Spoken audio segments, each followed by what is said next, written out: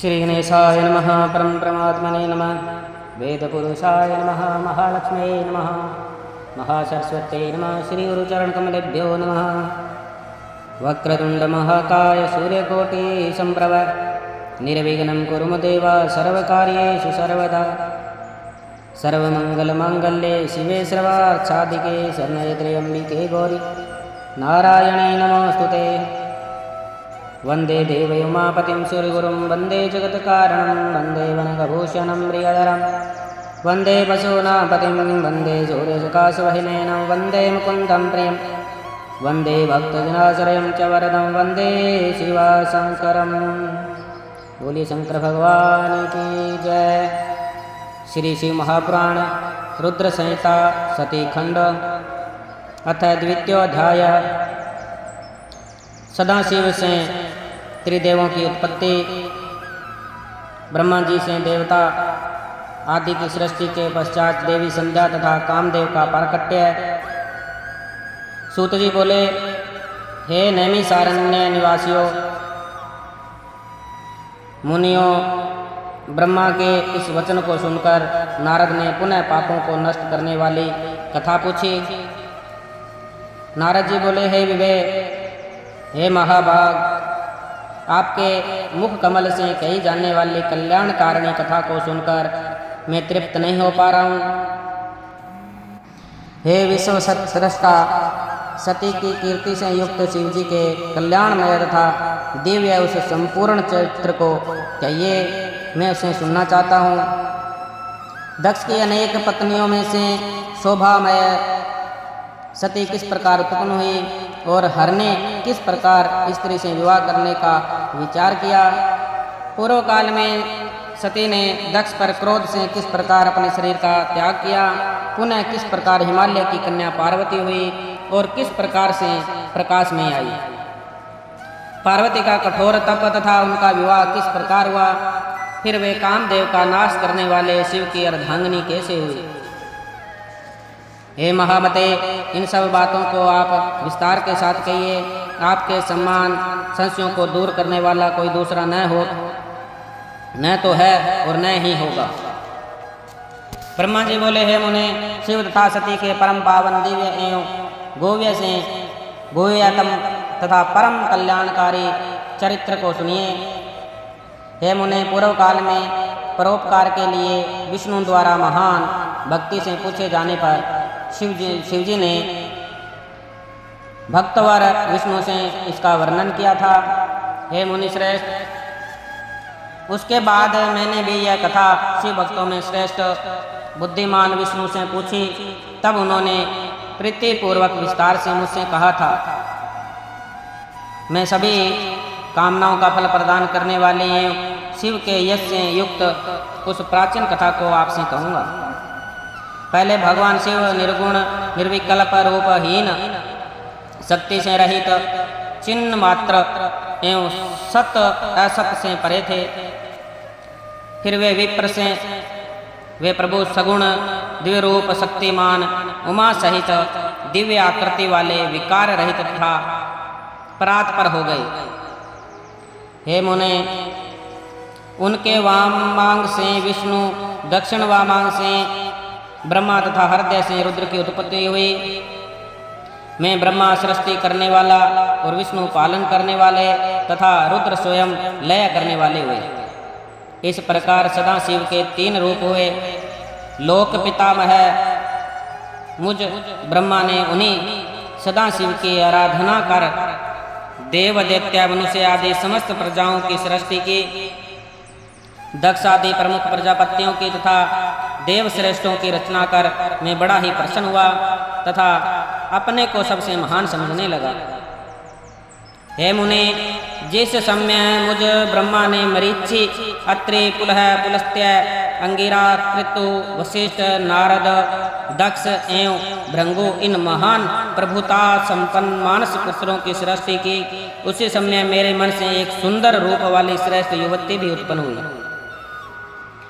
वह संध्या के नाम से प्रसिद्ध हुई, जो प्रातः संध्या तथा साय संध्या के रूप में क्रमशः दिवाक्षांता तथा जपदंतिका कही गई। वह अत्यंत सुंदर भुहों वाली तथा मुनियों के मन को मोहित करने वाली थी। संपूर्ण गुणों से युक्त वैसी स्त्री देवलोक, मृत्युलोक और पाताललोक में न उत्पन्न हुई, न है और न तो होगी। वह संपूर्ण गुणों से परिपूर्ण थी। उस कन्या को देखते ही उठ करके उसे हृदय में धारण करने के लिए मैं मन में सोचने लगा। दक्ष तथा मरीचि आदि लोक श्रेष्ठा मेरे पुत्र भी सोचने लगे, हे मुनि सत्तम, मैं ब्रह्मा अभी इस प्रकार सोच ही रहा था कि उस समय एक अत्यंत अद्भुत एवं मनोहर मानस पुरुष उत्पन्न हुआ।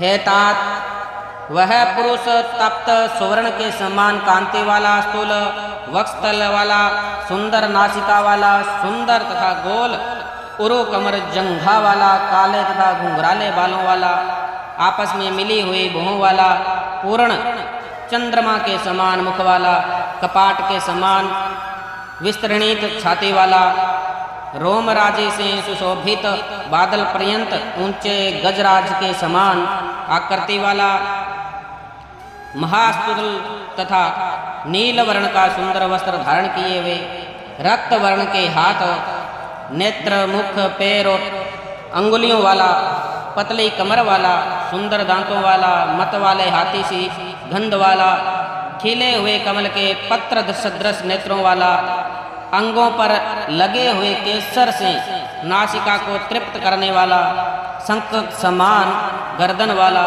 मछली के चिन्ह से अंकित ध्वजा वाला, अत्यंत ऊंचा मकर के वाहन वाला, पुष्पों के 5 बाणों से युक्त वेग वाला, पुष्प धनुष से सुशोभित कटाक्षपात से अपने नेत्रों को घुमाते हुए मनोहर प्रतीत होने वाला, सुगंधित श्वास से युक्त और श्रृंगार से सेवित था। उस पुरुष को देखकर मेरे दक्ष आदि पुत्रों का मन आश्चर्य से भर गया और वे उसे जानने के लिए अत्यंत उत्सुक हो गए। वासना से आकुल चित्त वाले मेरे उन पुत्रों का मन शीघ्र ही विकृत हो गया। हे तात, उन्हें थोड़ा भी धैर्य नहीं प्राप्त हुआ। वह पुरुष तथा जगतपति मुझ ब्रह्मा को देखकर विनय भाव से सिर झुकाकर प्रणाम करके मुझसे कहने लगा।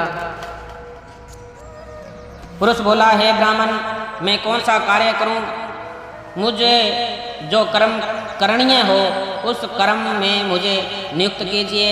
हे विधाता, आप मेरे मान्य पुरुष हैं, मैं आपकी आज्ञा का पालन करूं, यही उचित है तथा इसी से मेरी शोभा भी होगी। मेरे लिए जो अभिमान योग्य स्थान हो तथा जो मेरी पत्नी हो उसे मुझे बताएं। हे त्रिलोकौश, आप जगत के पति हैं।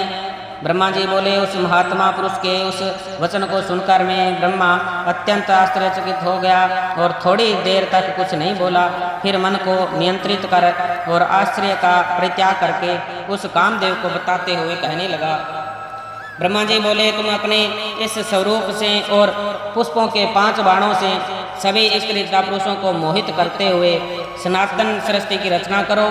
इस चराचर त्रिलोकी में जीव तथा देवता आदि कोई भी तुम्हारा लंघन करने में समर्थ नहीं होंगे। हे पुरुषोत्तम, मेरे वासुदेव अथवा शंकर भी तुम्हारे वश में रहेंगे। अन्य प्राणधारियों की तो बात ही क्या है। तुम गुप्त रूप से प्राणियों के हृदय में प्रवेश करते हुए स्वयं सबके सुख के कारण बनकर सनातन सृष्टि करो। समस्त प्राणियों का विचित्र मन तुम्हारे पुष्प बाणों का सुख पूर्वक भेदने योग्य लक्ष्य होगा। तुम सभी को सदा अनुमत करने वाले होंगे। मैंने सृष्टि में परिवर्तन करने वाला यह तुम्हारा कर्म कह दिया। ये मेरे पुत्र तत्व पूर्वक तुम्हारे नामों का वर्णन करेंगे। ब्रह्मा जी बोले, हे सुरश्रेष्ठ, ऐसा कहकर अपने पुत्रों के मुख की ओर देखकर क्षण भर के लिए मैं अपने पद्मासन पर बैठ गया।